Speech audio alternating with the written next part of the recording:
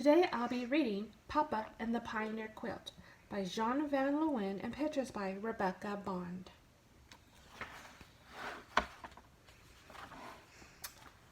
My papa has wandering feet. That's what Mama always says. Those feet have taken us to a lot of places, from Pennsylvania, where I was born, to Ohio, where Harrison came along, then to Indiana, where Jacob joined the family, and Missouri. Our new little baby, Susanna, was born there. And now Papa's feet have us wandering again, this time way out west to a place called Oregon. I didn't want to go. I loved our little farm and my pet calf Dolly and Grandma living just down the road. But Papa said, I hear tell land out there is the finest a man could want. And Mama said, we have to go, Rebecca. This is Papa's dream. So we set out in early spring by wagon train. Trouble was, my feet looked like they'd been worn out before we got there. I walked along beside the wagon 10, 12, sometimes 15 miles a day. My shoes were all scuffed up before we even got to Kansas. Sometimes Rachel walked beside me. She was a new bride. She smiled all the time, even though all she had in the world was a copper kettle. One noon, when we stopped for dinner, she showed me what was inside. Little scraps of fabric, that's all. Just old bits of this and that. I'm sewing them into a quilt, she told me. So when Thomas and I get to Oregon, we will start our life with a kettle and a quilt. I like that, turning old bits of this and that into something new. Maybe, I thought, I could make a quilt too. So I asked Mama. That's a wonderful idea, she said. You collect the scraps and together we will sew the quilt. Mama gave me a string bag. The first thing I put in it was the handkerchief Grandma gave me when we left. Her tears were still on it. That handkerchief was the only thing in my quilt bag for a while, until the day we crossed the river.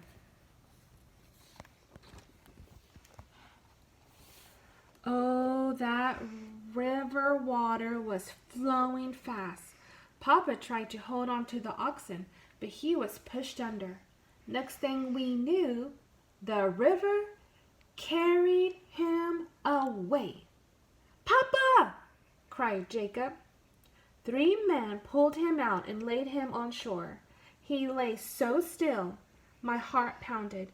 Jacob started to cry.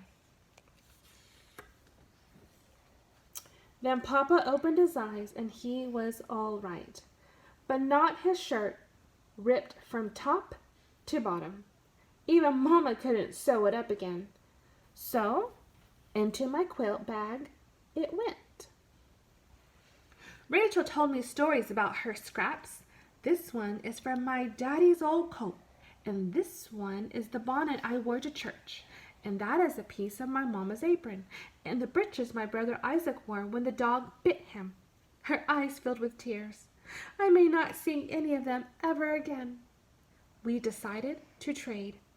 A piece of my father's blue shirt for a bit of her Mama's checkered apron. I added it to my quilt bag. A few weeks later, we were in Nebraska. A new family joined our wagon train. They had 7 girls, and one of them, Maddie, was near my age. It was so nice to have a friend. Maddie and I watched the little ones together and looked for prairie dogs and talked about home. And one day we found a whole field of bluebells. Oh, let's pick some, said Maddie. We picked big bunches to decorate the wagons and more for our hair. I placed a crown of buttercups on Susanna's head. She didn't like it.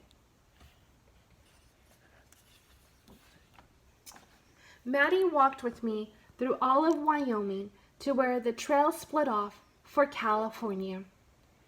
There, we sadly waved goodbye. Wait! She came running back, pushing her sunbonnet into my hand. "Keep it for your quilt," she said.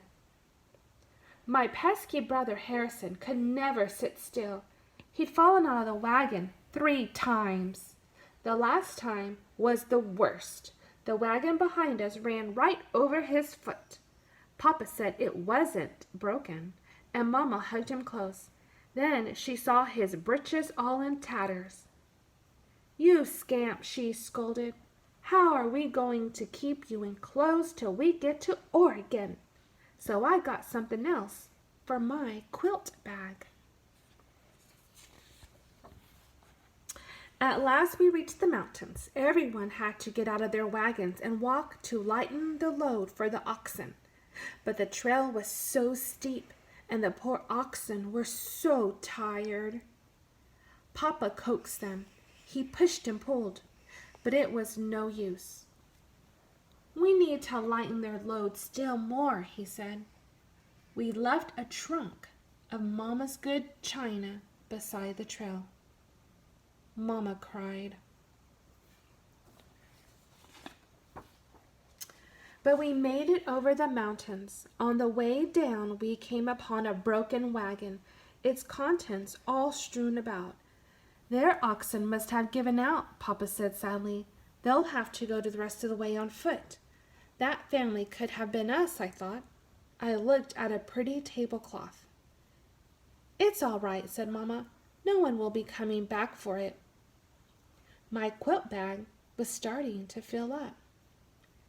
As I walked, I could feel every stick and stone beneath my feet. My shoes had worn so thin. "Will we ever get to Oregon?" I asked Papa. "Soon," he said. We trudged on, up more mountains, across streams, down rocky hills. The nights grew cold. One morning, the wagon covers were dusted with snow.